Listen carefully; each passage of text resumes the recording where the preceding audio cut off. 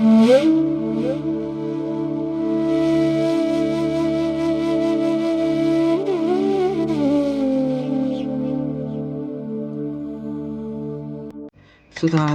सारे शरण युगलांतर विगलिते। दिव्य माँ जिनके चरण अमृत की धाराओं से सुशोभित है, वो सहस्त्रार चक्र से नीचे उतरती है। प्रपंचम सिंचन्ति पुनरपि रसम नायम महसा।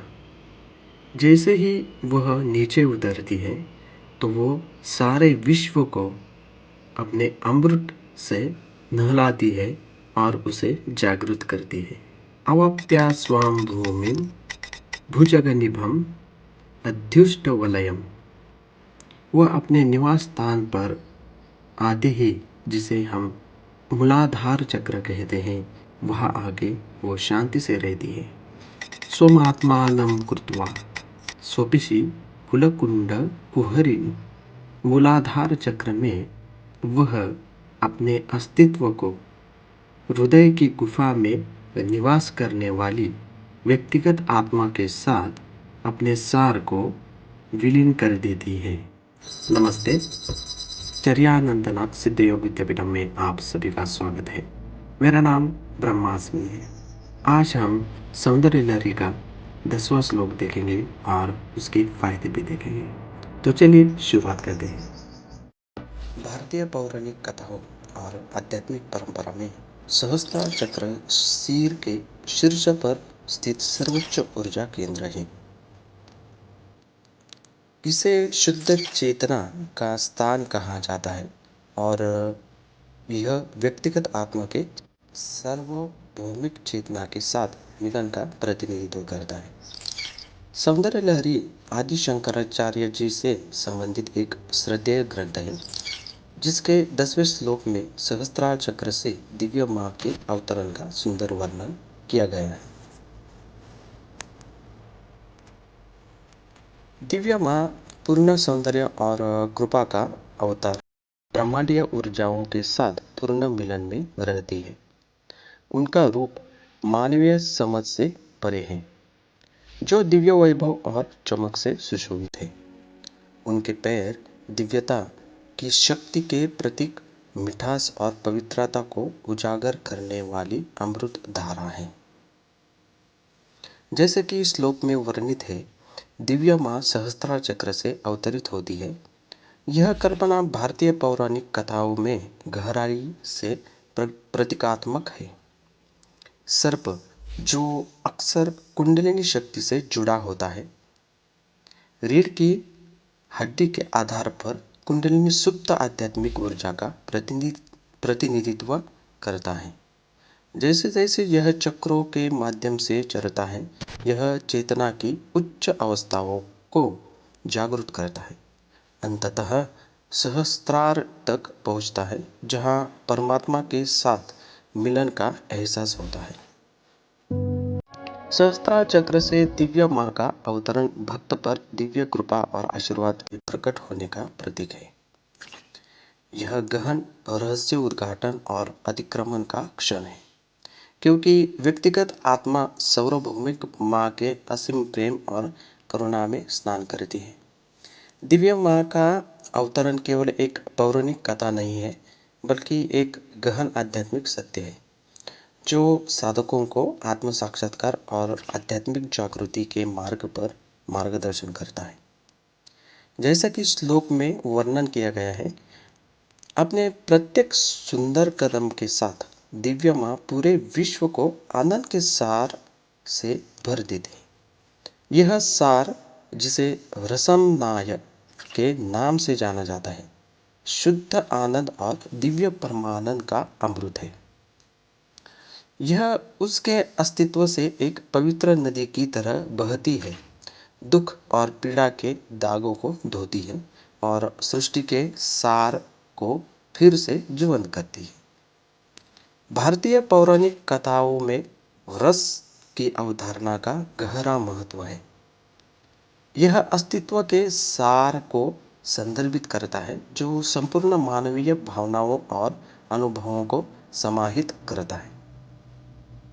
दिव्य माँ अपने अवतरण में इस संसार को उच्चतम रस, दिव्य आनंद के रस से भर देती है। वेदों, पुराणों और तंत्रों जैसे प्राचीन ग्रंथों का सहारा लेते हुए हमें कई कहानियाँ मिलती हैं जो दैवीय कृपा की परिवर्तनकारी शक्ति की बात करती है।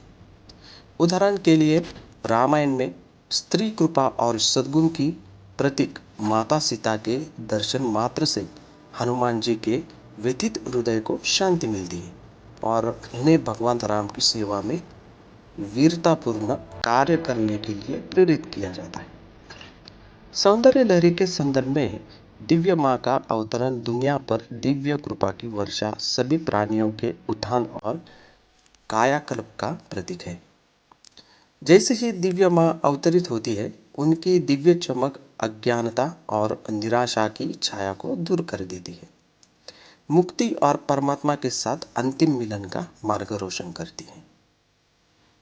उसकी उपस्थिति आत्मा को झंझोर देने वाली हल्की हवा की तरह प्रत्येक प्राणी के भीतर अतिक्रमण की लालसा और शाश्वत सत्य की खोज को जागृत करती है।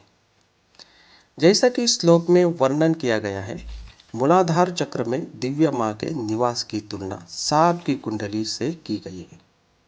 यह कल्पना गहन रूप से प्रतीकात्मक है, जो कुंडलिनी योग के प्राचीन ज्ञान पर आधारित है। कुंडलिनी शक्ति का प्रतिनिधित्व करने वाला सर्प रीढ़ की हड्डी के आधार पर सर्प की तरह कुंडली मारकर सुप्त अवस्था में रहता है। जब आध्यात्मिक प्रथाओं और दिव्य कृपा के माध्यम से जागृत किया जाता है, तो यह चक्रों के माध्यम से चलता है, जिससे आत्मज्ञान और परमात्मा के साथ मिलन होता है।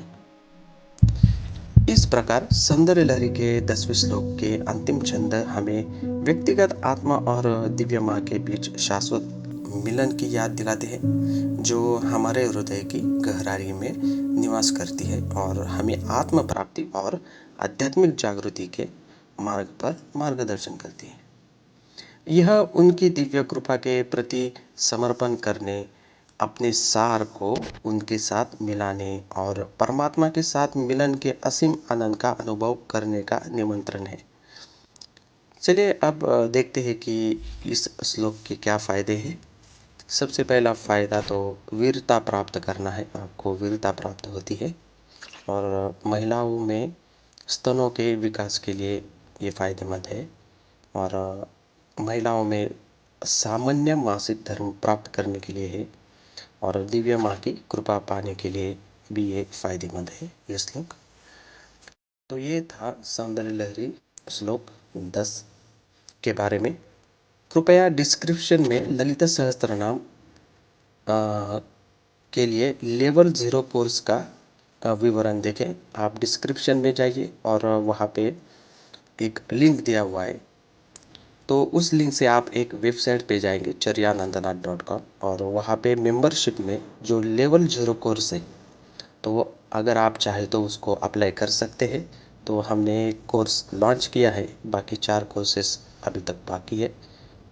तो जिन लोगों को ललिता सहस्त्रनाम की साधना कैसे की जाए, यानी जो पढ़ना नहीं जानते, जो बिगिनर्स है, सिर्फ सुनकर उनको फ़ायदा कैसे होगा, तो इसके बारे में वो कोर्स है, यानी बिगिनर्स के लिए वो कोर्स है।